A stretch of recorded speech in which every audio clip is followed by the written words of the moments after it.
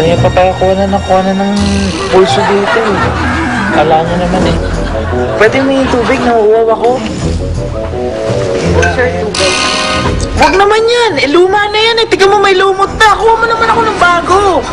Eh, pampira kayo. Sus! Oh, eto remote control nyo. Kahapon ko pa sinabi to. Walang baterya. Hindi nyo mapapalitan. Itong kumot ko, amuin nyo. Ang bantot. Pinagtsatsagaan ko lang. Ano ba naman to? Sige po, sasabihin ko po sa housekeeping. Eh, good. Palitan na. Good! Good, di ko pa sabihin. Lahat ba kailangan sabihin pa sa inyo? Ano ba naman klase kayo? Utang na loob. Bira, oh. Ay, nako.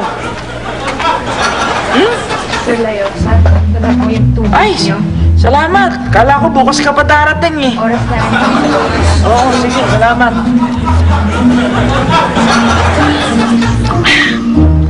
Ay, nako. Sir, may kailangan pa po kayo? Kailangan ko matulog. Antok ako.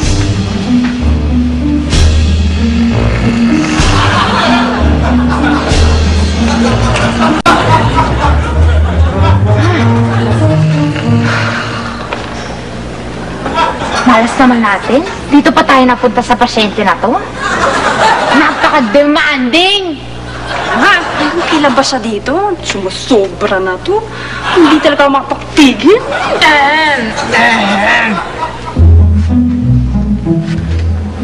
Hello po, ma'am. Sige, tuloy. Pag ikaw hindi nakapagpigil, ano? Sabi mo!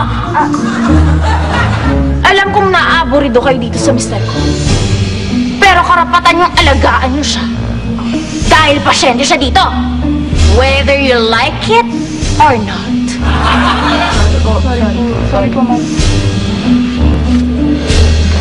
Naiwan ko yung cellphone ko. Babalikan ko lang sa kotse. Bantayan niyo ang mister ko. Opo. Pag may nangyari dyan, i-report ko kayong dalawa. Opo.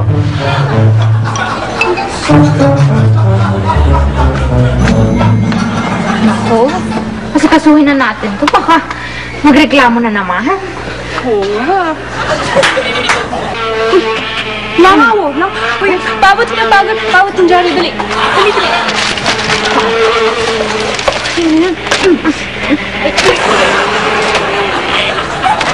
Wait lang, wait lang, wait.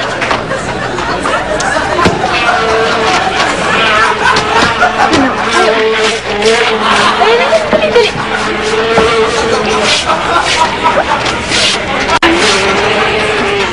Oh, ano? Ay, salamat. Patay na rin. Ha? Ano patay na rin?